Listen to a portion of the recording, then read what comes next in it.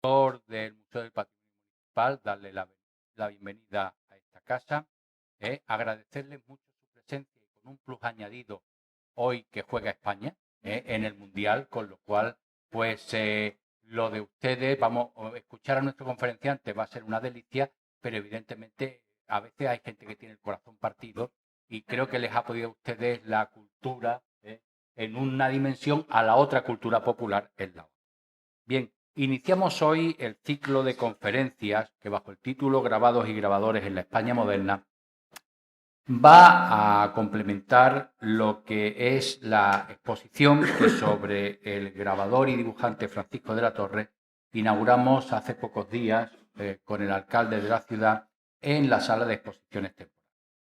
Y cómo no podía ser de otra manera, pues el comisario de la exposición, la persona que más sabe sobre aquel Francisco de la Torre, grabador y maestro de dibujo, que no hay que confundir con el actual alcalde de la ciudad. Hubo una pequeña broma cuando tuvimos la inauguración, porque él llegó al museo y dijo, vamos a inaugurar la exposición de mi tocayo, ¿no? Entonces, pues realmente el profesor Federico Castellón, que fue la persona que nos trajo el proyecto, que lo ha culminado yo creo que de una manera felizmente, pues en este ciclo de conferencias que vamos a hablar del grabado en la España moderna, pues era lógico que él iniciase él mismo. Federico Castellón y yo nos conocemos desde hace, vamos a decir, muchísimos años. No hay que especificar tampoco cuántos, pero yo quiero destacar de su persona, primero, su dedicación docente. Es un docente vocacional, es un docente que sigue ejerciendo en estos momentos, y en segundo lugar su vocación investigadora, que creo que es algo que cierra un círculo perfecto en torno a una persona que, como los grandes ejemplos que hemos tenido todos los que nos hemos dedicado a ambos aspectos, pues la docencia y la investigación se complementan y realmente permiten enriquecer una a la otra. Él es maestro, profesor de educación primaria, especialista en ciencias sociales, música. Luego hizo la licenciatura de Filosofía y Letras con especialidad en Historia Contemporánea.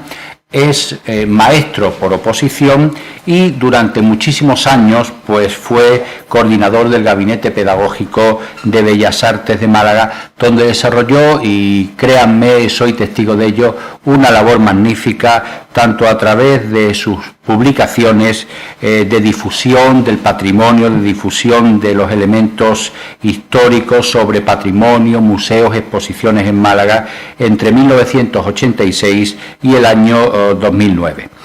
Y luego Federico, que es un hombre completísimo, pues tiene su dimensión cofrade, que en esta casa, y quien les habla pues la valora también de una manera muy especial, porque gracias a él el rico patrimonio documental e histórico de la Archicofradía Sacramental de Nuestra Señora de los Dolores pues lo ha puesto en valor, lo ha adecuado a las nuevas estándares archivísticos, y a través de su difusión y de su estudio pues ha hecho muy notables publicaciones y muy notables exposiciones, y ahora pues nos tiene preparado una, yo creo que para otoño, también sobre un título tan sugerente como los proveedores de Nuestra Señora. Yo tengo finalmente que comentarles que esta exposición viene al hilo de un magnífico trabajo monográfico que sobre Francisco de la Torre publicó el CEDMA hace no demasiado tiempo, y que ese trabajo monográfico, todas las personas que hemos tenido acceso a él, que lo hemos visto, que lo hemos leído, que nos hemos deleitado con él mismo, y quiero hacer una mención especial en el recuerdo y en la emoción en el recuerdo al profesor Antonio Garrido.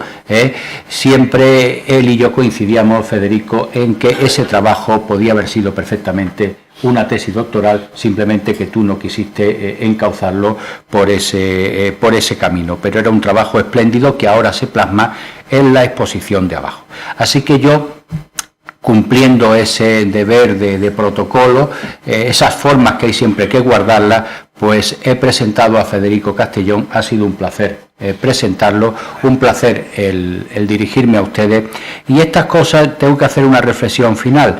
Estas cosas del protocolo y estos elementos propios de, bueno, del buen hacer y de la educación y de la tradición, hay que mantenerlo. Ustedes saben que hace muy pocos días hubo un incidente entre el presidente de la República Francesa y un estudiante de bachillerato, en que se dirigió al presidente diciéndole hola Manu, y el presidente pues le dijo, en fin, con toda educación, que a él se dirigía cualquiera como señor presidente de la República. Yo creo que hacer la presentación como hay que hacerla, pues es un tributo necesario a lo que es nuestra mejor tradición académica y nuestra mejor tradición, digamos, en el agradecimiento a la magnífica, estoy convencido, charla que Federico nos va a impartir ahora. Así que muchas gracias por la exposición, muchas gracias por estar aquí y, repito, gracias a ustedes por haber venido al Museo del Patrimonio Municipal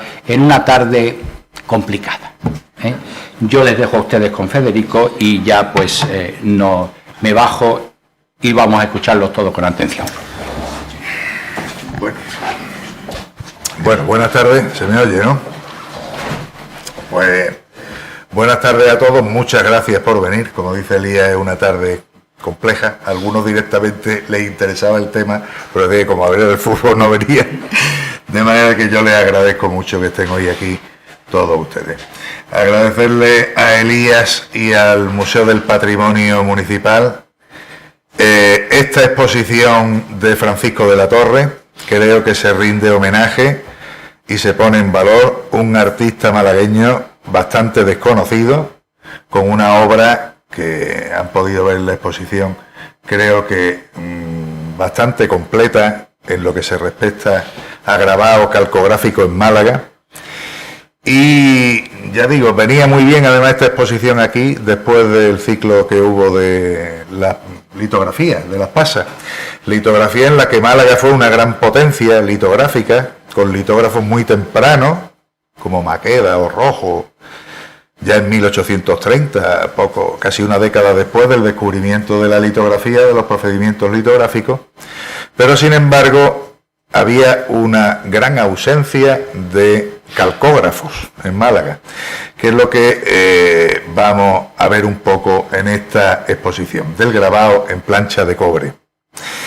También la conferencia pues nos permite ver una serie de facetas que no se ven en la exposición, es lo que yo he procurado. Vamos a ver un poco la obra que hay abajo, pero la obra que hay abajo está bastante explicada, me parece. Yo creo que hemos procurado, tanto en los textos como en el montaje, el diseño, hacer una exposición bastante didáctica y completa para que todo el mundo la pueda entender. Pero de todas maneras, hoy la veremos también, pero vamos a ver distintas facetas sobre cómo era el grabado que había en Málaga antes de la llegada de la Torre. Vamos a desarrollar también un poco cómo se distribuían y se vendían y se anunciaban esas estampas. Y también vamos a ver la faceta laboral de la Torre, más a fondo de lo que pues sería imposible poner todo esto en la exposición. La conferencia pues nos da la posibilidad de desarrollar esto. Y luego ya veremos su obra, los modelos iconográficos que utiliza fundamentalmente. De la Torre es un hombre que conoce perfectamente los modelos que se están haciendo por los grandes calcógrafos de la Ilustración en España, y a su manera técnica, porque él tiene una técnica menos desarrollada, pero desarrolla también estos modelos en sus grabados. De manera que veremos también luego al final lo que cómo queda el grabado una vez tras la muerte de la Torre.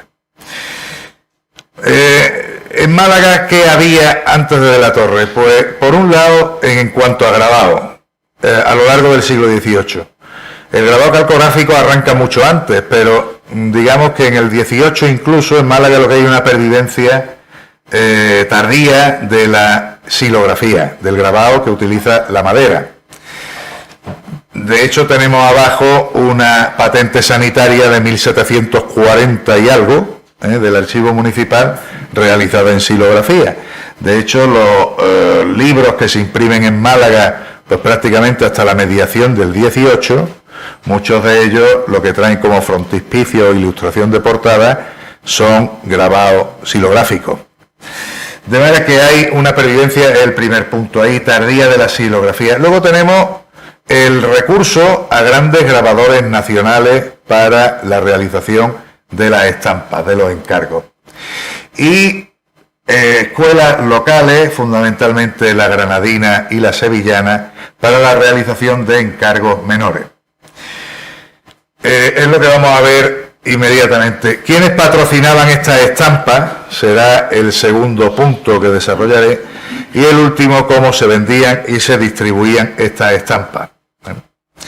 Por aquí tenemos una muestra, yo he hecho una selección, sobre todo de lo que hay en calcografía antes de Francisco de la Torre, y este recurso a otros grabadores, o a grabadores que nada más que firman una obra, incluso en Málaga, no sabemos si son malagueños o no, pero firman una obra. Por un lado tenemos, un poco pasada la mediación del siglo XVII, el grabado de la izquierda, Glauco y Sila, que es un libro de los primeros libros ilustrados en calcografía que se hacen en Málaga.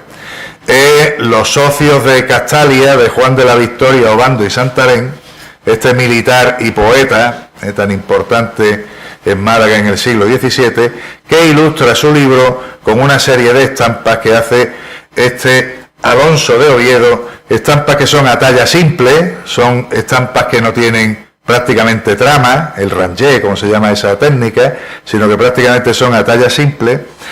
Pero en fin, son unos grabados bastante ingenuos. Está Hércules con el león de Nemea, está en una serie de grabados, pero que conforman casi, podríamos decir, el primer gran libro ilustrado en calcografía que se hace en Málaga. También el poderío de personas con poderío económico, como por ejemplo, bueno, era Juan de Obando, pero es también Fray Alonso de Santo Tomás. Pues Fray Alonso de Santo Tomás encarga el frontispicio que vemos ahí en el centro de las constituciones sinodales del Obispado de Málaga a Juan Felipe Hansen, que es un gran grabador holandés que había grabado también las constituciones sinodales del Obispado de Valencia y poco después se establece en Sevilla. Las relaciones estrechas en ciertos momentos de Fray Alonso con Sevilla, pues parece que hace que se encargue este magnífico grabado con Santo Tomás, con Santo Domingo, los emblemas dominicanos para las constituciones sinodales de Málaga. También las poderosas corporaciones como la Cofradía de San Eloy de los Plateros, que realiza ese magnífico frontispicio de sus constituciones, que realiza Fray Matías de Irala, que es uno de los grandes grabadores que hay en ese momento en España. Matías de Irala es un fraile madrileño que desarrolla una gran actividad grabadora y es un gran teórico también del grabado en estos momentos. También se hacen retratos de personalidades singulares en la vida de Málaga. A la izquierda tenemos el retrato de Fray Alonso de Santo Tomás, que graba un misterioso Ocaña, también en Málaga, en 1685. Otro de los personajes singulares podría ser el padre Rojas, que fue el que el conde de Buenavista trae para el establecimiento de los filipenses en Málaga, del que se realiza este retrato por Tomás Francisco Prieto, que era grabador de la Casa de la Moneda de Madrid, un gran grabador en hueco, pero también grababa en lámina, y representa al padre Rojas con la campanilla y el crucifijo, que era como iba a la Plaza de la Constitución a predicar, a la Plaza de las Cuatro Calles, donde iba a predicar en predicación pública. A la derecha tenemos el retrato del Marqués de la Sonora, bastante relacionado con la exposición que tenemos abajo. Además, un retrato que hace Jerónimo Antonio Gil, que es el que realiza la moneda del Montepío de Cosechero, que tenemos también en la exposición, así como el boceto. Son también grabador en hueco, y este hombre fue primer grabador de la ceca de moneda de México, a raíz, como yo explicaba en la exposición, del gran éxito que tuvo con la medalla del Montepío. ¿Para qué se hacían también grabados en la época moderna y se encargaban en Málaga grabados, pero no había grabadores que lo hicieran? Para las causas de beatificación. Yo traía algunas un poco raras, porque ninguno de estos tres luego se declararon santos, pero son grabados buenos, grabados importantes, sobre todo los dos primeros. El de la izquierda es Sor Mariana de San José, Manuela Mariana de San José, es una monja del convento de Antequera de Clarisa, que pasa a Vélez, Málaga, a fundar el convento de Vélez. Entonces, cuando muere, en olor de santidad, pues el capitán general de la costa, aquí estamos hablando también de la gente que paga estos grabados, los grabados son muy caros, como yo explicaba también en la exposición, pues le encarga un grabado de la monja fundadora del convento de Vélez a el grabador Juan Ruiz Luengo, que es un gran grabador granadino, posterior a la familia Eiland, pero que mantiene un poco esa calidad del grabado que había tenido Granada con esta familia. Una lámina muy curiosa también es la del centro, que la hace Juan Bernabé Palomino, que fue el primer grabador de cámara, un grabador casi autodidacta, este no estudia fuera, pero que es el primer profesor de grabado de la Academia de San Fernando, y luego es el primer grabador que se nombra por la corona grabador de cámara. Aquí representa a Fray Silvestre de Estella. Este era un fraile lego del convento de los Capuchinos de Málaga y está situado en la portería del convento de Capuchinos de Málaga, socorriendo a los menesterosos. Vemos que es un grabado magnífico. Es interesante que nos fijemos ahora en la factura de estos grabados, porque luego vamos a comprobar un poco las deficiencias técnicas de la Torre, ¿no? Los entrapados, esas sombras que tiene, unas tramas magníficas, un dibujo correctísimo, en este caso.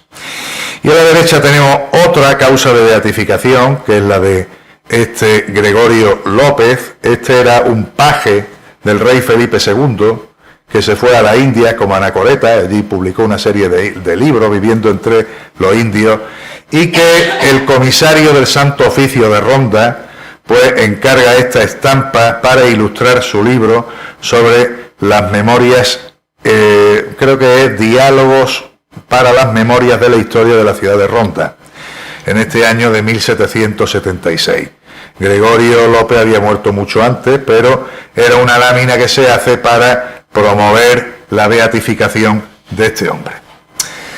Lógicamente también las estampas devocionales, la más conocida, una lámina espléndida, es la de la aparición de la Virgen de la Victoria a San Francisco de Paula, que vemos ahí a la izquierda, que vimos también en la exposición de Fernando Ortiz, una lámina maravillosa, en la que el dibujo lo hace la invención, una de las cosas que debíamos de distinguir, dibujante, inventor, grabador, escultor, son distintos términos que se utilizan a la hora de quien concibe, y luego quien graba una estampa. Pues realiza este maravilloso dibujo Fernando Ortiz y lo graba un gran grabador valenciano como será Manuel Monfort. Hay otras láminas muy parecidas, también José Camarón, de esta misma escuela de Monfort, pues hacen unas composiciones bastante parecidas. Yo creo que basadas en esta. Curiosamente, de esta estampa, en las manipulaciones de las estampas, yo comentaba la de abajo del Nazareno de Antequera, que ahora la comentaré también. Aquí también hay una manipulación. Esta estampa la encargan los monjes mínimos de Málaga, los frailes de la Victoria. Y además en la leyenda pone en tal el convento de frailes mínimos de la ciudad de Málaga, tal. Bueno, pues los frailes mínimos de Granada debieron de hacerse posteriormente con la plancha, porque hay impresiones en Granada en las que se borra el convento de Málaga y se pone el convento de Granada. Luego ese tipo de manipulaciones se solían hacer mucho en las estampas, bien eliminando los que las patrocinaban o bien también eliminando los que las hacían. En el centro tenemos Jesús del Mayor Dolor, de la Cofradía del Mayor Dolor de Antequera, una lámina magnífica de Manuel Salvador Carmona, que es, digamos, el grabador más conocido, que fue profesor de la Escuela de Bellas Artes de San Fernando de Madrid, después de Palomino. Carmona es becado para estudiar en París estudia y triunfa, graba en instituciones francesas, y luego viene a Málaga con una gran fama que había adquirido en Francia, se casó con una francesa, y aquí monta un taller de grabado con mucho éxito, aparte de su labor docente en la Escuela de Bellas Artes de San Fernando, de la que saldrán una gran generación de grabadores. A la derecha tenemos una lámina también magnífica de su hermano, Juan Salvador Carmona. Curiosamente ellos no se llamaban Salvador Carmona. Carmona era su tío, Luis Salvador Carmona, que era escultor. Como el tío tenía mucho éxito, pues se cambiaron el segundo apellido y adoptaron el del tío, para tener el mismo éxito comercial que tenía su tío con la escultura. Esta es una imagen también magnífica de la Virgen de la Paz de Ronda como Inmaculada Concepción. Es una imagen curiosa porque yo había encontrado la documentación de esta estampa. Es una estampa que encarga que Fray Diego de Cádiz está emperrado en que se haga. Y entonces Fray Diego de Cádiz convence a los duques de Medinaceli para que patrocinen la estampa. Es de gran formato, una estampa bastante grande. De manera que se hace. Y luego localice la estampa, lo cual para un investigador es una eureka de esto de que se enciende la bombilla, ¿no? Bueno, y aquí tenemos otros dos, ya vamos, esos son, digamos, una panorámica rapidísima sobre los grandes encargos. O sea, Málaga no tenía grabadores, pero se encargaban muchos grabados. Había personalidades poderosas, habían órdenes religiosas, habían cofradías que encargaban grabados. Encargos más sencillos, encargos más baratitos, por así decirlo, un apañito, pues se hacía con grabadores granadinos y grabadores sevillanos. En estos tiempos, pasada la mediación del 18, el grabado había decaído mucho, fallecido Ruiz Luengo en Granada. Y en Granada hay una generación de grabadores que son Francisco Izquierdo, que estudió el grabado en Granada, decía que eran auténticos mamarrachos lo que hacían, ¿no? No llegamos a tanto, pero es una estampación popular, es distinta. La estampa culta, que vemos aquí, que es la estampa popular que estamos viendo aquí, mucho más tosca en el dibujo, en el grabado, en la composición. A la izquierda vemos la Virgen de los Ángeles del convento de los Ángeles de Málaga. La imagen se conserva, que está en el asilo. Una lámina que hace Francisco Torres, que es un grabador de Granada, que sobrevive a De la Torre, y la mala sombra es que Torres se ha confundido mucho con De la Torre, de manera que en los repertorios de grabados nacionales que existen, pues se han confundido ambas figuras, de manera que a Francisco de la Torre se le atribuyen estampas de Torres mucho tiempo después de muerto, Pero en fin, parece que la cosa ya se ha aclarado un poco. A la derecha tenemos otro grabador granadino, que es Rivera, que realiza esta Virgen de los Remedios de Cártama, también bastante tosca. Ambos dos realizan varias estampas en Málaga. Por parte de la escuela sevillana la cosa no es tan mala, pero todos estos dos grabadores son anteriores a Francisco de la Torre. Cuando Francisco de la Torre empieza a ejercer, ni José Braulio Amat ni Francisco Gordillo trabajan ninguno de los dos en Málaga o para Málaga. José Braulio Amat realiza varios trabajos, uno de ellos la Virgen de Gracia de Archidona, una composición, bueno, que tiene cierto mérito, sobre todo en los motivos ornamentales alrededor de la imagen. Y al lado tenemos una estampa preciosa de Francisco Gordillo. Francisco Gordillo es un grabador sevillano que pocos años después, en 1785, parte para Madrid como segundo grabador de la Casa de la Moneda. En 1783 se le encarga este grabado, que es San José, patrono de los niños expósitos de Málaga, en la puerta del Hospital de los Niños Expósitos, donde el torno donde se abandonaban a los niños. Y luego, en fin, trae unas leyendas muy curiosas, muy bonitas sobre el tema. Hay varios grabados sobre este tema de los expósitos digamos, en la calcografía malagueña. Pero sí había un grabador de categoría, o de cierta categoría, en Cádiz. Cádiz tenía a José María Ramos y de la Vega, y vemos un poco la diferencia entre el grabado que hace siguiendo el dibujo de otro autor, como el de la izquierda, la Virgen del convento de Monteagudo de Antequera, en una composición sobre todo en los ángeles, los personajes, tanto el dibujo un tanto deficiente, pero porque no es suyo.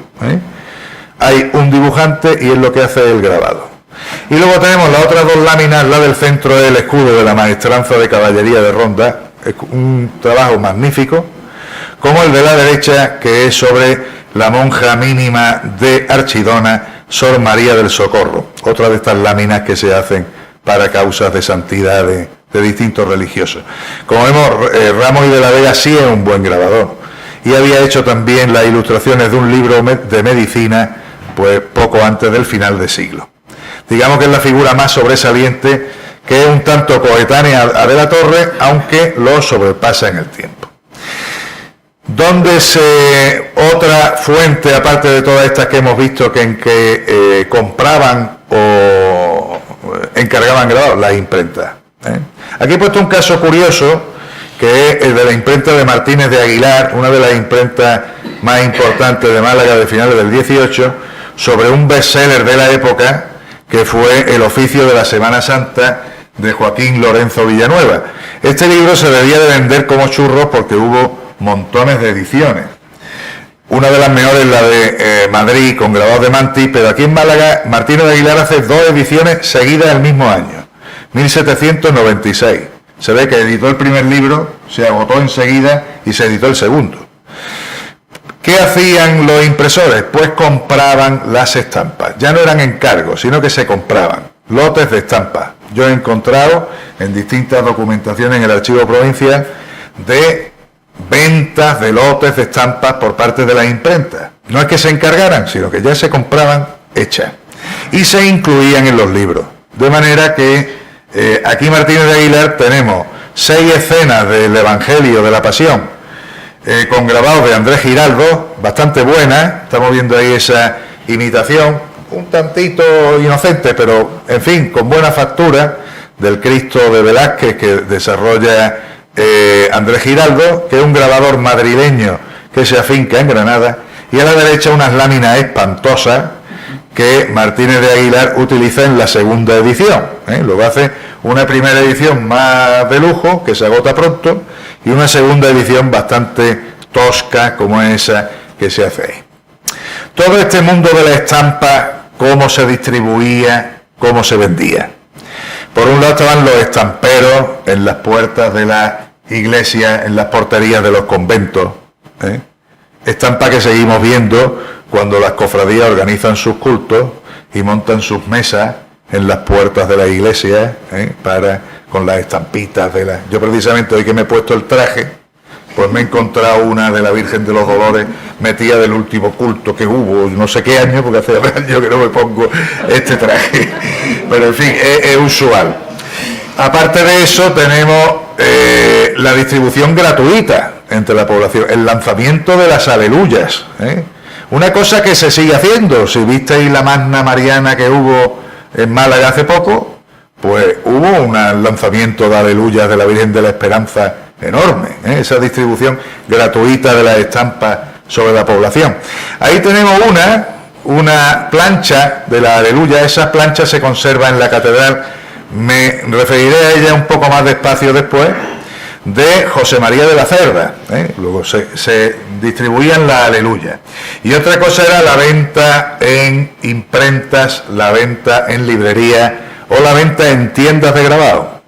Y en Málaga, a finales del 18, teníamos una tienda de grabado en calle Granada, la tienda de Antonio Estrologo, tiene una S líquida ahí, un tanto raro, del que yo encontré este anuncio, como que vemos ahí en el centro, pone aviso al público.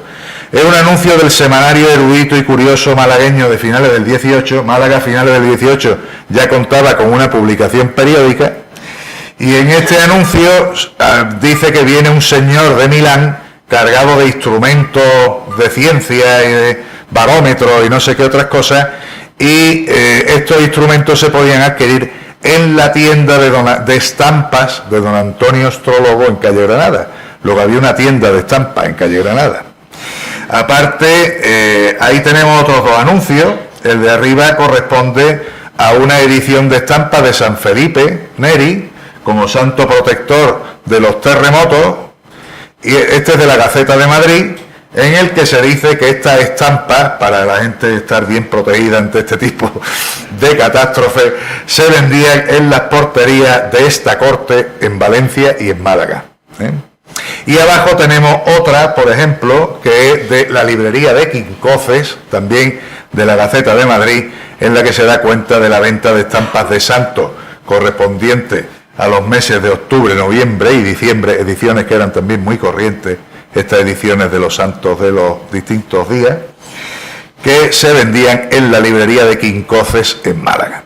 Una edición interesante, muy interesante, esta de las carpetas de diseño de la Catedral de Málaga, que hará Montaner y Munera, un grabador mallorquín, pues muy importante también en la época, que edita la Catedral de Málaga para sacar algunos ingresos después de perder el arbitrio real con el que se subvencionaban la obra, que se anunciaba su venta en el Diario de Madrid de julio de 1815, y también curiosamente se vendían en una imprenta en México.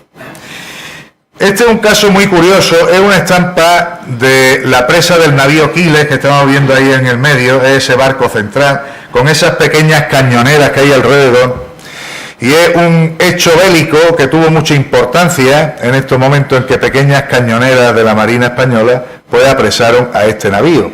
Y entonces la Gaceta de Madrid hizo un extenso artículo y además patrocinó esta estampa, para lo cual pues la dibujó Francisco de Francia y la graba una señora, es un caso extrañísimo, que se llama Isabel Ramírez.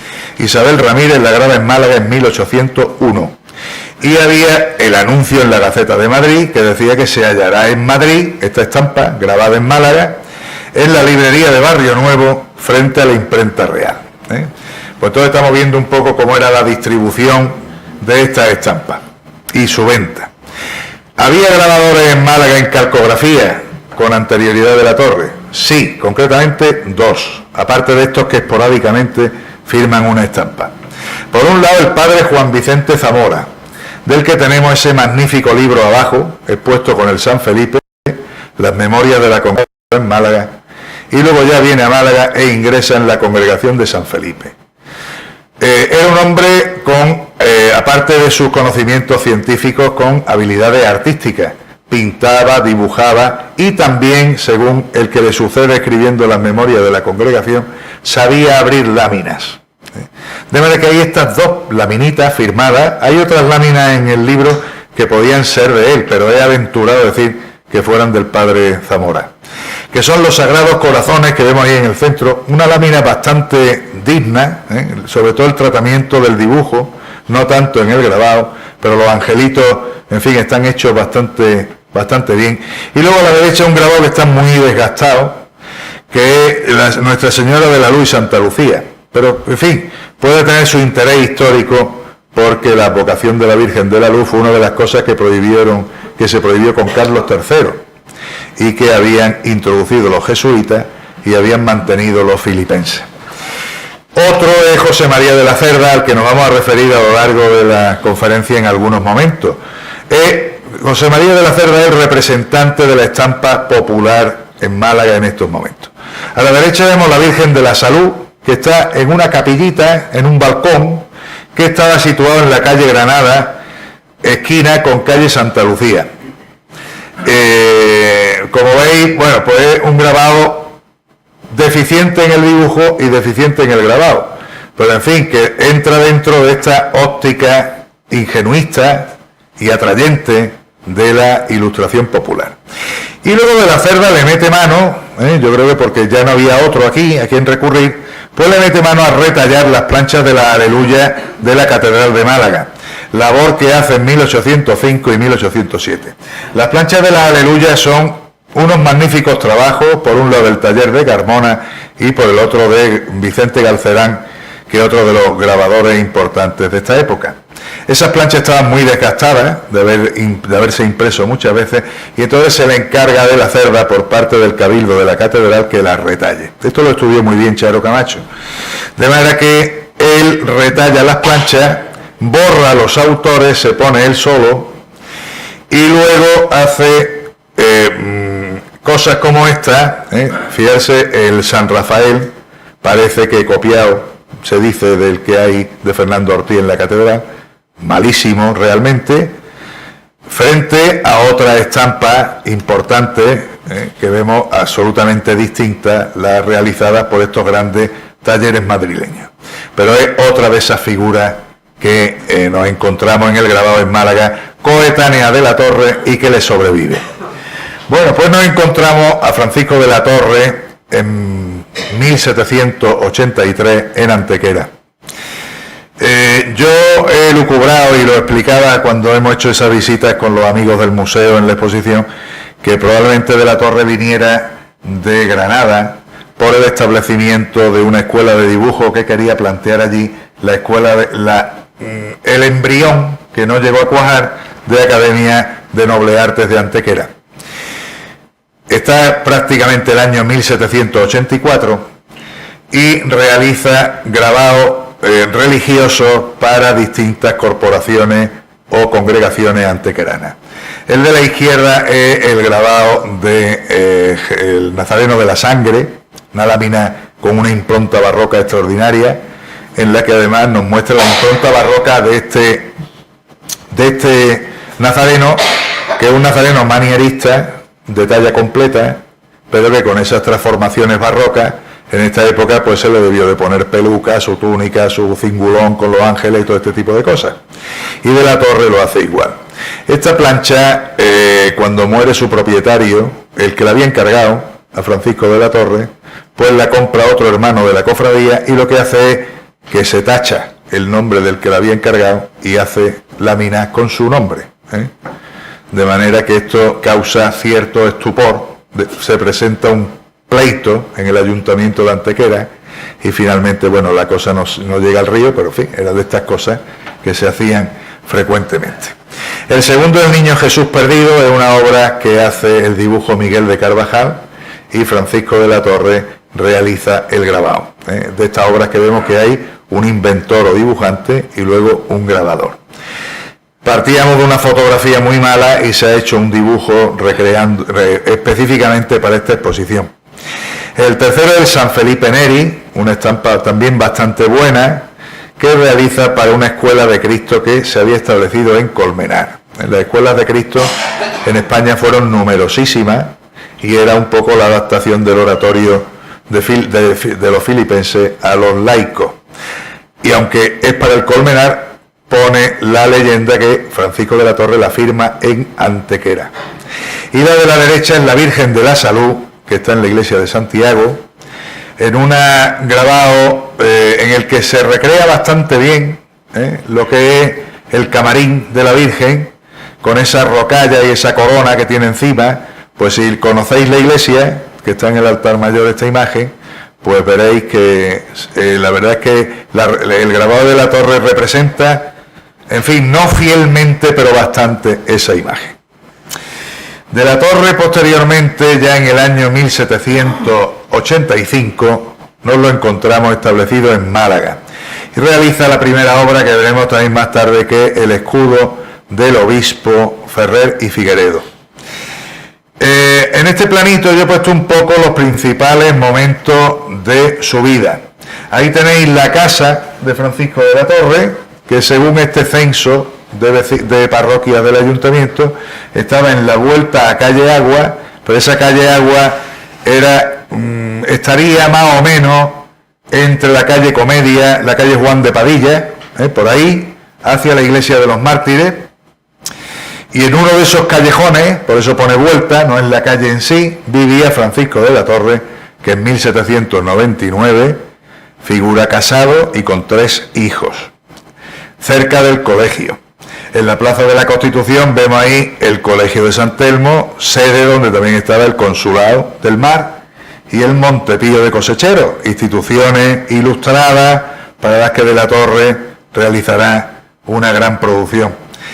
En el frente de la plaza, el ayuntamiento y la primera sede de la Económica, que se reunía en sus primeros momentos en el propio salones del Cabildo Municipal, y posteriormente pasa también al edificio de San Telmo.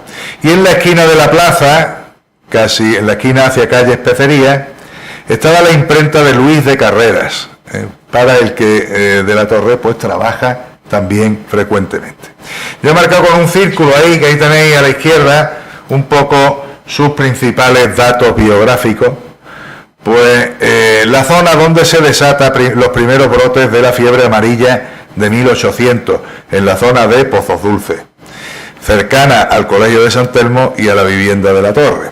Aunque yo no he encontrado el dato de que de la Torre muriera por la fiebre amarilla, pero todo apunta a que con esa edad y en esos primeros brotes que aparecen después del verano de 1800, pues se contagiara y muriera en esta fiebre amarilla.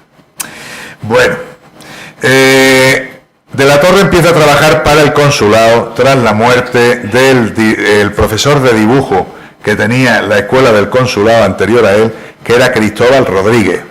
Es una personalidad muy interesante de la que José Luis Romero realizó un estudio sobre el pleito de los artistas de Málaga, porque Cristóbal Rodríguez encabezó un pleito contra el ayuntamiento que quería cobrarle a los artistas de Málaga impuestos por el establecimiento de tropas en la ciudad. Y entonces Cristóbal Rodríguez aparecía como director de una academia de artes de Málaga. Era profesor de dibujo del consulado, muere pronto, es una plaza que ocupa poco, y en 1786 esta plaza la ocupa Francisco de la Torre, que será director de esta escuela de dibujo. Cuando se crea el Colegio de San Telmo en 1787, pues las enseñanzas que daba el consulado se traspasan al Colegio de San Telmo.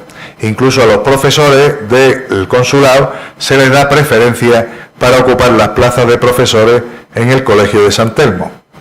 Esto acarreaba la disolución de esta academia de dibujo que de la Torre tenía en el mismo consulado. Pero el maestro de la Torre pues logra convencer al consulado de la importancia de mantener esta academia de dibujo, porque era útil para todos los oficios, no solo para los alumnos de náutica.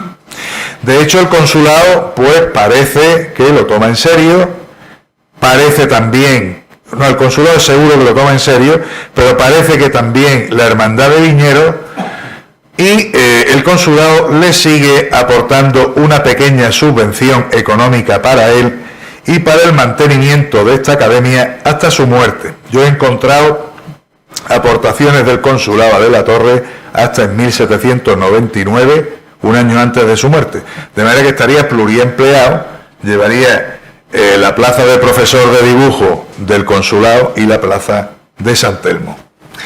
Esta es una de las obras que se conserva de su estancia en el consulado, este plano del puerto de Málaga, en el que vemos, bueno, el castillo de San Lorenzo, que ha aparecido ahora con la obra del metro, el nacimiento de la Alameda, la Tarazana, la antigua aduana, aquí, la nueva pescadería, que estaba aquí en este lado, las casas de Martínez, que darían lugar a la calle Martínez, el espigón nuevo, con la capilla del puerto y la linterna, la primitiva farola, y luego otros elementos como el barco del registro de sanidad, que está aquí, o el barco del registro de rentas, que eran los aduaneros de la época, que estaban en este lado. Plano curioso, que se conserva en el archivo de la Armada. Esta academia de dibujo, siguiendo con el tema, se encontraba en el propio Colegio de San Telmo, al menos hasta 1797, en el que hay un escrito en el que se le dice de la Torre que debe de sacar su academia particular del colegio. Yo luego no he encontrado ningún otro en el que diga o dónde se mudó o si siguió allí. Supongo que seguiría allí. El horario de la academia pone después de la oración, al atardecer. Eran enseñanzas nocturnas que se impartían a los jóvenes, un poco lo que yo hago, pero en aquel entonces, que se impartían a los jóvenes después de sus faenas laborales. De manera que la academia necesitaba, ahí sí he encontrado la lista de materiales que tenía esta academia de dibujo de la Torre en el consulado, veloncillos, faroles, un pequeño mobiliario, papel de marca, lápices. Y luego lo que sí es muy curioso es que había dos modelos, los célebres modelos de yeso para los estudiantes de dibujo.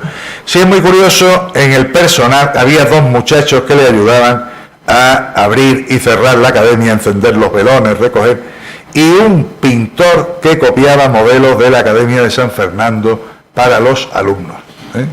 De De manera que estamos viendo, y eso aparece textualmente en la documentación, que él estaba perfectamente al tanto, no solo por toda esta obra que hemos visto, toda esta obra en Málaga de todos estos grandes grabadores, sino que estaba al tanto de las corrientes que había en esos momentos en la Academia madrileña. En su plaza de San Telmo de la Torre empieza en 1787 hasta su muerte en 1800. Tenía un sueldo de los más bajos del colegio, eran 180 reales, 183 reales al mes, eran 2.200 reales al año, era uno de los sueldos más bajos del colegio, tenía pocas horas de clase, bien es verdad, por eso estamos viendo todo este pluriempleo y mucho más que vamos a ver. Y de la Torre tenía encomendada la clase de dibujo natural o artístico, y luego el catedrático de matemáticas del colegio, el que daba las clases de dibujo militar, que era el dibujo lineal. El aula de dibujo, estamos viendo un plano del colegio que está también abajo en la exposición, es un plano que se hace por el catedrático de matemáticas de San Telmo de Sevilla, pues de la época, un plano que se levanta cuando se establece el colegio de Málaga. Pues vemos, bueno, aquí estamos viendo el consulado, el edificio del consulado para el que él trabaja y tiene esa academia privada, lo tenemos todo en casa. Este es donde está la farmacia Utrera ahora mismo, ¿no? La calle Compañía, esta de aquí, la calle San Telmo, que va por detrás del colegio, y la calle de los Mártires aquí. El aula de dibujo, el aula de dibujo estaba en la segunda planta, lo pone el plano. De la Torre empieza a dar clases solo a los porcionistas, que eran niños de familias pudientes que pagaban porción por la enseñanza en el colegio, porque el colegio estaba fundamentalmente destinado a los hijos de miembros de la Armada, sobre todo huérfanos, que no pagaban nada, y los porcionistas pagaban esa porción. La enseñanza era muy buena. Yo he estado leyendo los planes de estudio del colegio y ahí se daba francés, se daba matemáticas, se daba maniobras, era una educación completísima, hasta bailes de salón, comentaba yo en la exposición. Y 2 profesores de dibujo, de manera que era un colegio, pues los alumnos tenían su uniforme, existen las láminas con los uniformes de los colegiales, tenía sus guardias, estaba aquello fortificado con sus guardias, un instrumento de la Armada absolutamente eficaz para la formación de pilotos de la Armada. Y luego he señalado aquí la zona de viviendas, que es esa esquina del Museo Thyssen hoy en día, donde estaba la vivienda del director, que es la más grande, lógicamente, es este pedazo de solar de aquí, y en este espacio estaban las viviendas de los profesores. Prácticamente todos los profesores vivían en el colegio, menos de la Torre, que tampoco el pobre le habían dado casa en el colegio. De manera que luego se intentará darle casa, tampoco se le dará, y se le dará una pequeña compensación económica. ¿Qué hace además del dibujo? Pues de la Torre establece un auténtico taller de grabado dentro del colegio de San Telmo. De manera que imprime multitud de materiales para los alumnos, láminas de geometría, los quartier, que se empleaban muchísimo porque eran cuadrantes de reducción de ángulos que usaban mucho los marinos, sobre todo para calcular las derrotas náuticas y todo este tipo de cosas.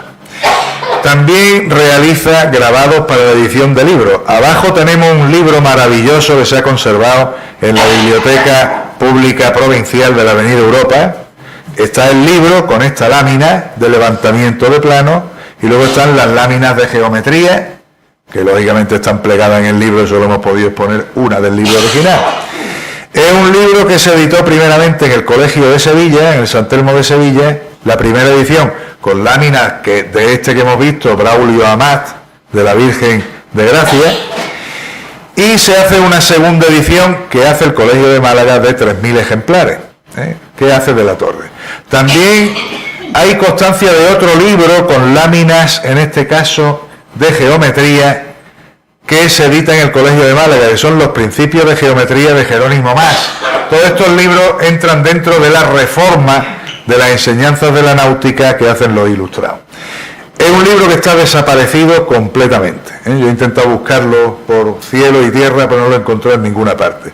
Hablé hasta con el bibliotecario de la Marina, y es un libro que desapareció de los catálogos de la Biblioteca de la Armada a principios del siglo pasado. Y luego, bueno, él instruye a alumnos en el arte de grabar. De estas actividades de la Torre en el Colegio de San Telmo, pues da fe el brigadier Francisco Javier de Vintuisen, que era el comandante general del Cuerpo de Pilotos de la Armada e inspector de las escuelas de los departamentos marítimos y particulares del Reino, el gran inspector de las escuelas de la Armada en España. Cuando Vintuisen llega a visitar el Colegio de Málaga en 1793, escribe este informe al director general de la Armada, en el que dice sobre De la Torre: siendo sobresaliente en el dibujo y más que regular en el buril a fuerza de trabajo y nada de industria para economizarlo, me parece que se le debería proporcionar el pasar a Madrid por un año sosteniéndole y costeándole los 3 cuerpos que le dan sueldo: el colegio, el consulado y la hermandad de viñeros. Un dato interesante. Los cuales, añadiendo 100 ducados más cada uno, podrían mantenerlo allí al lado y con recomendación de uno de esos buenos profesores, para que, instruyéndose bien en los modos de abrir, volviese al colegio para enseñar a 2 colegiales y extendiesen esta instrucción a Sevilla. Desgraciadamente, este plan de Vintuisen pues no llega a cabo, porque el director del colegio, José Ortega y Monroy, dice que si se manda De la Torre allí, volverá muy crecido y querrá cobrar más, y entonces mejor que no se le mande a aprender más, que con lo que sabe ya sabe bastante. Bueno, sí tiene allí una serie de alumnos, 2 de ellos, los 2 primeros que vemos aquí, Francisco Nillo y José Serrano, serán alumnos de la Academia de San Fernando. Fueron alumnos de La Torre y luego van a la Real Academia de San Fernando en Madrid. De Nillo, fundamentalmente De la Torre se deshace en elogio, pero el pobre muere al año de estar en Madrid. Y entonces le sustituye José Serrano Martínez, que tuvo bastante poco aprovechamiento, ya que el consulado decide incluso retirarle la pensión que lo mantenía en Madrid. Y de manera que de estos alumnos de él que van a San Fernando, la verdad es que tienen poco éxito. Tenemos este niño que vemos en el centro, es un retrato muy curioso que encontré de este alumno de La Torre, que es Francisco de Milla y Mendoza, alumno de La Torre, porcionista del Colegio de San Telmo, de estos ricos que venían a estudiar al colegio, que hace un dibujito de la muerte de Cleopatra, que manda a la Academia de San Fernando con una carta de recomendación de su profesor, don Francisco de la Torre, para que se expusiera en alguna de las salas de la Academia. Yo, claro, me imagino que en la Academia saltarían de reír con estas cosas. Pero, en fin, Francisco de Milla era maestrante de ronda, y entonces, si aquello iba bien acompañado, pues probablemente se expusiera el dibujito de Cleopatra. Y luego tenemos una figura muy interesante, que es Juan Pedro de Morata, al que corresponde esa lámina que tenemos a la derecha. Juan Pedro de Morata aprende a grabar con De la Torre, pero no era dibujante, no sabía dibujar, y se especializa en el grabado de letra. Cuando Juan Pedro de Morata acaba su instrucción en San Telmo, es segundo piloto de la Armada, pues entonces pasa al equipo del Depósito Hidrográfico de la Marina para hacer el Atlas Hidrográfico de España. Y en el Atlas Hidrográfico de España hay unos grabados de letra maravillosos de Juan Pedro de Morata, que es uno de los 4 o 5 calcógrafos importantes de la Marina española en estos momentos. Y por último, pues tenemos ahí a Francisco de la Torre, hijo. Francisco de la Torre, hijo, manda un memorial al consulado cuando fallece su padre, diciéndole que su madre y él y su hermano han quedado en la más absoluta indigencia, porque no había pensiones de viudedad ni de nada, y que entonces que se le becara a él para ir a San Fernando. El consulado accede, pero yo no he visto, y me he repasado los libros de matrícula de la Academia de San Fernando, del derecho y del revés, y al hijo de la Torre no lo encontró allí por ninguna parte. De manera que parece que no llegaría a estudiar a Madrid. Hay una fuente muy interesante de información sobre Francisco de la Torre, aparte del archivo de San Telmo y del archivo de la Armada, que son estos 3 libros: las cartas críticas de Antonio Recalde, la carta apologética de Gabriel Cobo y la respuesta a la carta apologética de Antonio Recalde. Estos dos maestros, Recalde y Cobo, pues son, en estos tres libros se monta una especie de película muy interesante, por un lado, para la historia de la educación en Málaga en estos momentos, y por otro lado también sobre el artista Francisco de la Torre. Gabriel Cobo era profesor de primeras letras, profesor de letras de San Telmo en Málaga, y luego pasa al Colegio de Sevilla, y luego, por fin, por determinadas circunstancias, es expulsado del colegio. Monta una academia particular y entonces hace un método de ortografía y gramática que Antonio Recalde, en esas cartas críticas, lo pone a caer de un burro. Antonio Recalde era otro maestro, en estos momentos maestro de la Escuela de los Abates, del que tenemos abajo en la exposición también el dibujo de la coronación de Carlos IV. Y entonces Antonio Recalde pone a Cobo a caer de un burro. Es más, le acusa de determinado apropiamiento de dibujos de Francisco de la Torre que Cobo firmó como suyo. En concreto, un dibujo de la Concepción, podría ser la Inmaculada que hay abajo, y también un dibujo de Carlos IV a caballo. También Cobo acusa a Antonio Recalde de apropiarse del cuadro del retrato de los monarcas de Carlos IV y María Luisa de Parma, que hemos visto en la exposición en el espacio dedicado a la coronación de Carlos IV, en el que en la leyenda que vemos debajo de este grabado que hizo la Escuela de los Niños Abates, donde era maestro Antonio Recalde, se pone que el retrato de los monarcas lo hizo Antonio Recalde y luego lo grabó de la Torre. Esto Gabriel Cobo, en su libro La Carta Apologética, pues dice que es absolutamente falso. Dice, lo decimos Torre y yo, él porque lo hizo y yo porque lo vi hacerlo. De manera que acusa a Recalde de apropiarse de este grabado.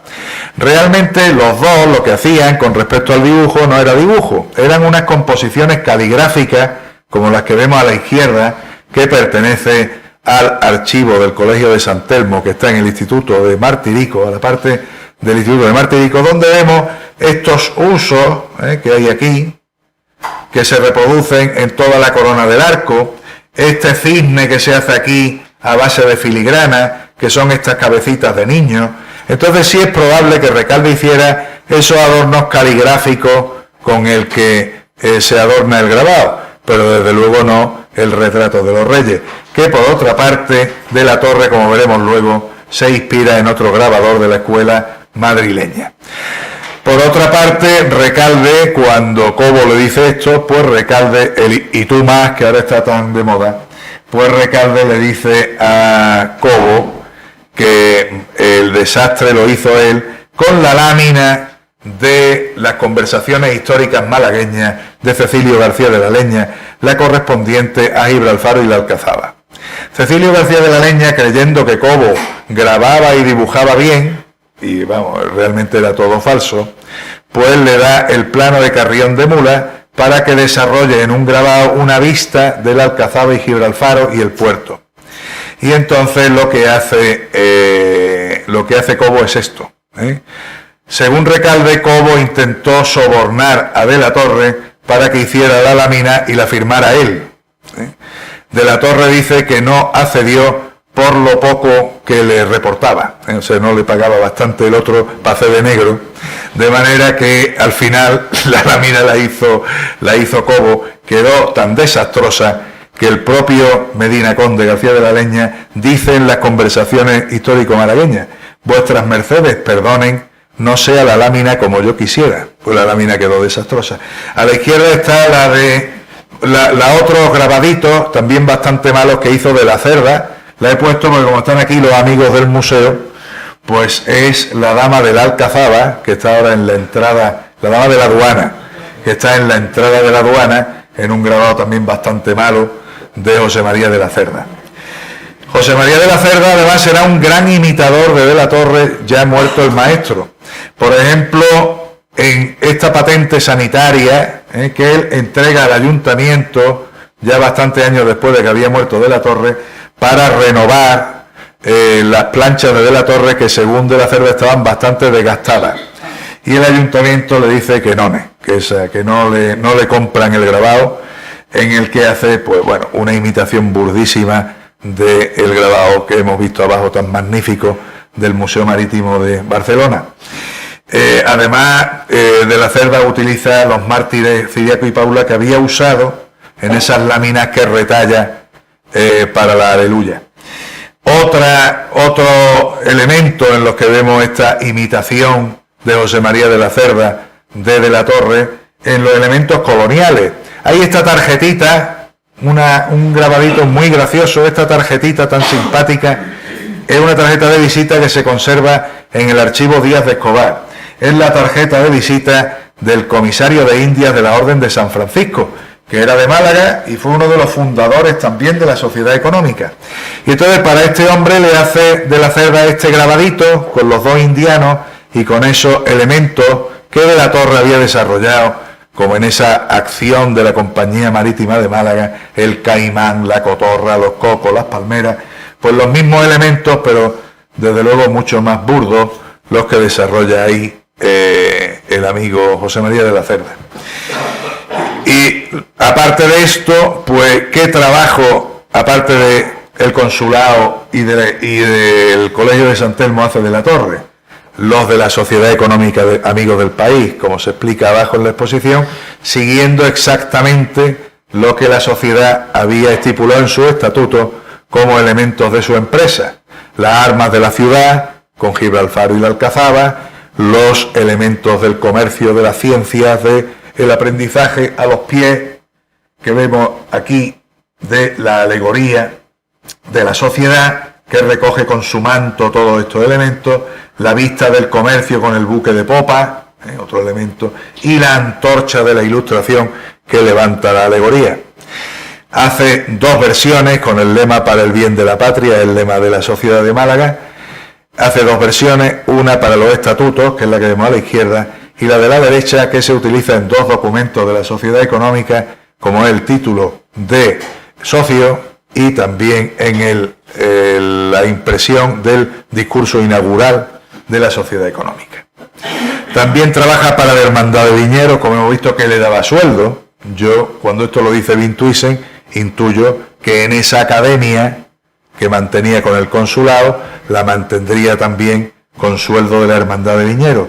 Vemos el mismo esquema de la gran matrona, con el azadón de gancho en la mano, sobre una columna con el escudo de Málaga, los útiles de la viña, que vemos aquí a la izquierda, el comercio con los toneles de la uva y la pasa, que tanta importancia tuvo a finales del 18 y que procuró esa acumulación de capitales que vendrá a dar con la industria malagueña ya en el 19.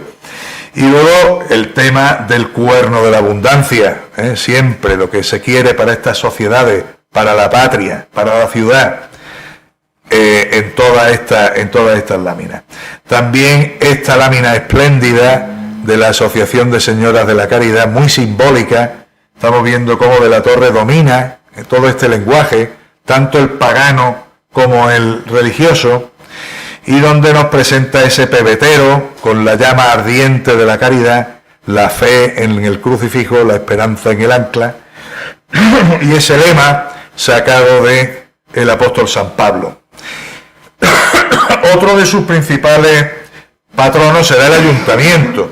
Trabaja mucho para el ayuntamiento, en ediciones de Luis de Carreras, como decíamos. A la izquierda, el real privilegio de la vara del alguacil mayor, con esa victoria alada y la fortuna en torno al escudo de Málaga, y de nuevo todos esos símbolos de la importación, de la exportación, el barco, los pabellones de bandera. En el centro, su versión del escudo de Málaga, una versión preciosa en un tondo circular. Parece similar al escudo que Málaga hace con el nombramiento de Godoy, pero ese oval, en este caso es circular, con unos motivos vegetales muy interesantes, que además exceden geométricamente lo que es el grabado, con esas ramas de vide, y luego esos anillones laterales del que cuelgan guirnaldas lacias de laurel y de olivo. Este escudo se usa mucho. Yo he traído este documento de la derecha que está hecho polvo, que es del Archivo Provincial, que es una lista de las diputaciones de la ciudad de Málaga, en la Real Provisión de los Caballeros Regidores y en las patentes de sanidad, como veo aquí. Este es su trabajo para la Junta de Sanidad, para el que reutiliza planchas como la del escudo de Málaga, que vemos ahí, y que ya habíamos visto en la Real Provisión, con la victoria, con la fortuna, con el escudo de modo central.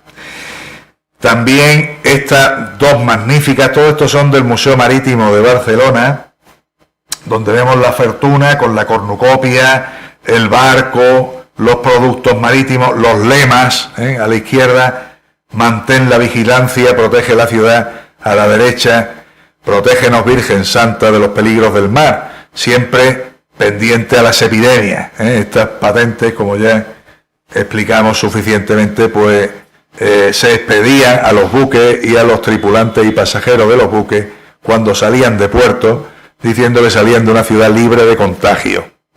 Y entonces tenían que ir presentando este documento en cada sitio donde iban desembarcando, si no, no se les permitía desembarcar.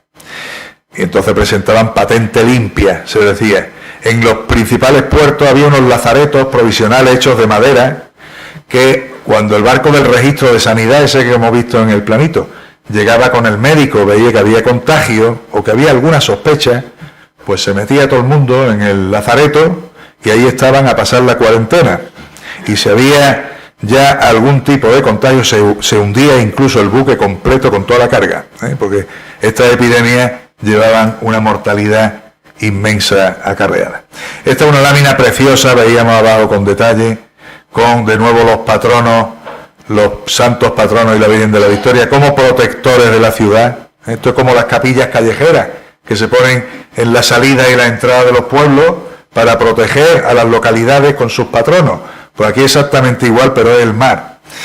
Y luego vemos pues unos motivos muy bonitos, a la izquierda la agricultura, a la derecha la pesca, Hércules que vemos sobre la columna, un soldado con un senatus populusculum malacitano ahí a la derecha, y abajo de nuevo la fortuna con productos de la importación y de la exportación.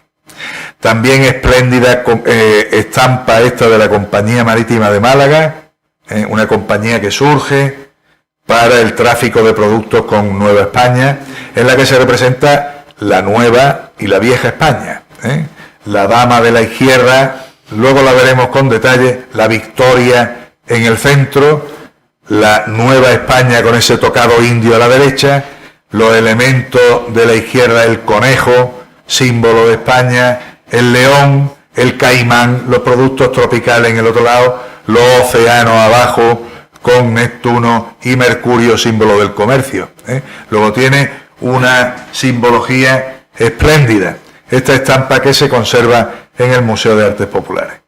Aquí estamos viendo con detalle esta visión, la parte superior de esta estampa, con el anagrama de Carlos IV, la parte de abajo con Neptuno y Mercurio, en esa estampa extraordinaria. Y luego, aparte de esto, hace trabajos para órdenes religiosas y cofradías, las cabezas de San Juan degollado en dos versiones, que tenemos ahí a la izquierda, o esta del arzobispo Portillo, que tenemos a la derecha, que es un eslibris. Hemos visto ante una tarjeta de visita, pues este es un eslibris que Elías de Mateo pues descubrió cuando estábamos montando esta exposición. O sea, es un auténtico hallazgo esta laminita. El arzobispo Portillo, este hombre profesa dominico en Málaga, lo nombra Carlos III, arzobispo de Santo Domingo, y posteriormente termina en la archidiócesis de Santa Fe de Bogotá, para la que su convento de Málaga patrocina. Estos datos son de su causa mortuoria.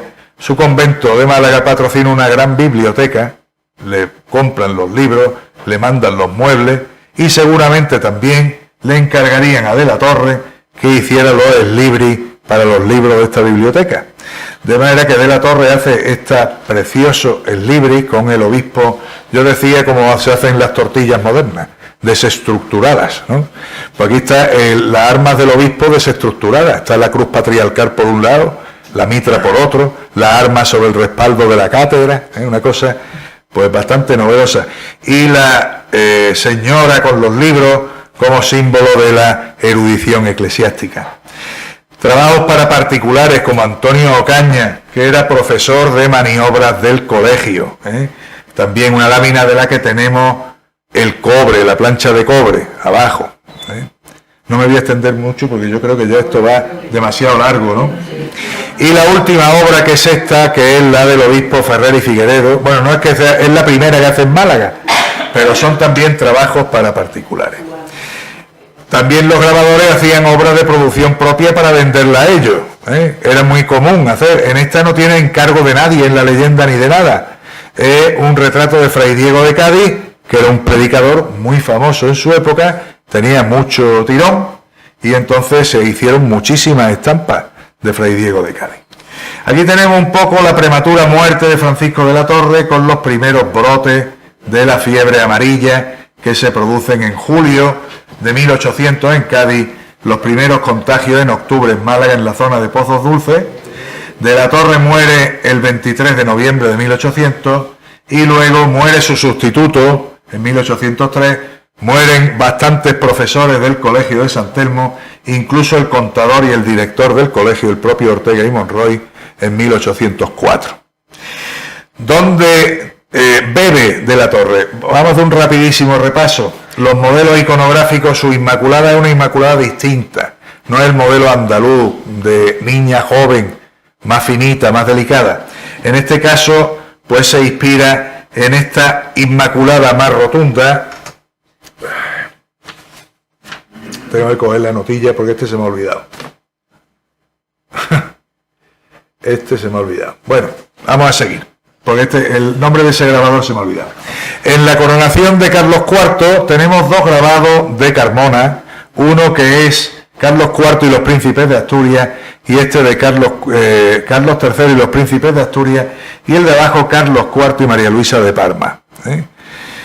Vemos varios elementos que se repiten: el león, el escudo, los distintos elementos, el barco, pero la referencia más directa es esta. A la izquierda vemos un grabado de Bartolomé Vázquez, que es un grabador madrileño que introduce el grabado de puntos y el grabado a color.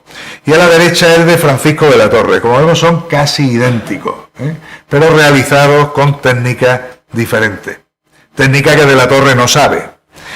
Por ejemplo, de esa vieja España, esa matrona sobre el león, pues hay un referente muy claro en esta obra América, que es un cuadro de Lucas Giordano que se conserva en el Palacio Real de Madrid, una serie de los 4 continentes, y del que Juan Antonio Salvador Carmona hará un espléndido grabado, del que vemos que hay bastantes similitudes, ¿no?, entre la que hace de la Torre y la que hace Carmona.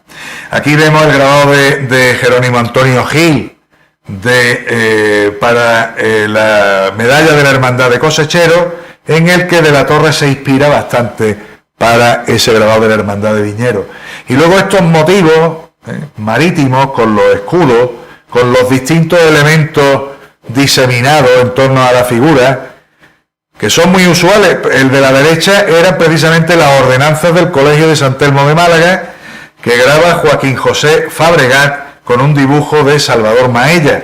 Está el escudo, está una alegoría, en este caso con un remo, el barco de popa, un octante, una brújula, los elementos de la marina. En los mismos motivos lo vemos en las ordenanzas de intendente, ese chiquitito de abajo a la izquierda, que hace el mismo grabador, o arriba el de Pascual Molés, de una alegoría del comercio de Barcelona, en la que estamos viendo todos esos elementos. En cuanto a las patentes de sanidad, son muy comunes en toda la época moderna la colocación de los santos patronos en las patentes. No solo aquí, la primera de la izquierda es de Nápoles, del siglo XVII, de mediados del XVII, la de la derecha es la del puerto de Barcelona, una silografía de Ignacio Valls de mediados del XVIII, y luego abajo tenemos la silografía de Málaga de 1743, y la espléndida lámina de la Torre que hemos visto anteriormente. Aquí estamos viendo un libro que fue muy célebre en su época, que fue El viaje a la América Meridional, de Antonio Ulloa y Jorge Juan, en el que la portada, pues estamos viendo elementos de esas patentes perfectamente, un libro de 1748, con la victoria, el escudo, Neptuno, todos esos elementos que se reproducen. ¿Cómo se ha estudiado? ¿Qué estudio había hasta ahora de Francisco de la Torre? Bueno, pues Bejarano lo cita en su Historia del Consulado del año 57 y Ángeles Pazos como profesor de dibujo en su libro sobre la Academia de Bellas Artes en el siglo XIX. También como profesor de dibujo del colegio aparece en la obra de Isabel Grana del Real Colegio de San Telmo. Pero tenemos un caso curioso, lo he querido traer porque de la Torre ya estuvo en una exposición, en una exposición del año 1880 en Barcelona, que fue la exposición de grabados de autores españoles que organizó la Asociación Artística Arqueológica Barcelonesa, con obras de coleccionistas de Barcelona.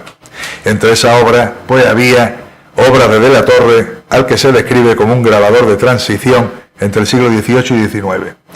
También aparece en los repertorios de Elena Páez de la Biblioteca Nacional por la estampa de Viñero, en la obra de referencia de Juan Carrete Parrondo, que tendremos aquí el miércoles que viene, que es el diccionario de grabadores y litógrafos que trabajaron en España, y también en las dos obras de Antonio Correa, que son referentes para los estudiosos del grabado, como es el repertorio de grabadores españoles, y en las matrices de grabado calcográfico de la colección de Antonio Correa de la Calcografía Nacional, en la que se conserva una matriz de cobre con un caballero de la Orden de Santiago. Bueno, y yo con esto ya he terminado. Lo que sí le quisiera recordar, que a Elías se le ha pasado, es el ciclo de conferencias que continúa el miércoles que viene. Es, ya he dicho, la figura más importante sobre el estudio del grabado en España, que es Juan Carrete Parrondo, que el hombre viene encantadísimo de darnos una conferencia el próximo miércoles. Se llama Taller Visual, en lo que él va a hacer, quiere hacer una cosa muy participativa, el poder de la estampa en la España ilustrada.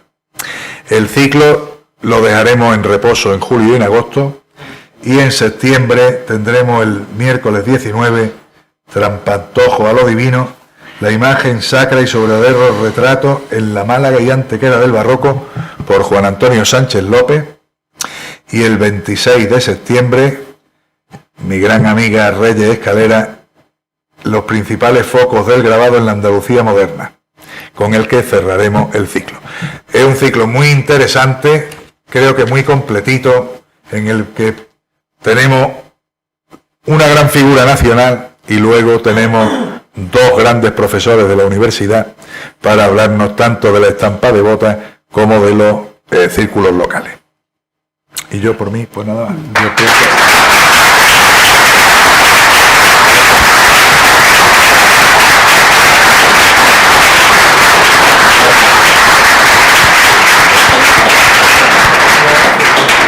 Bueno, como ustedes verán, se nos ha hecho corta la conferencia del profesor Castellón.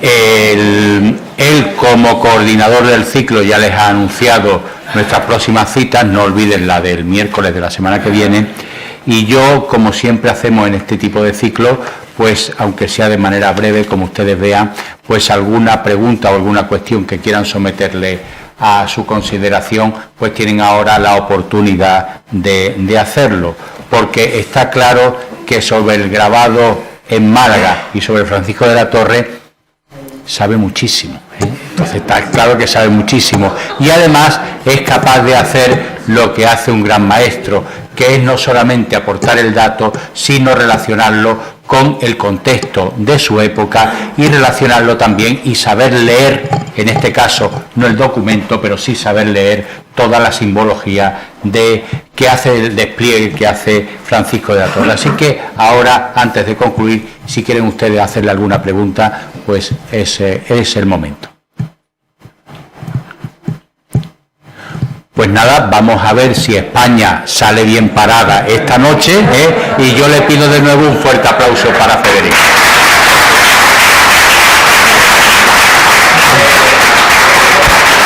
Gracias. Bueno, estupendo.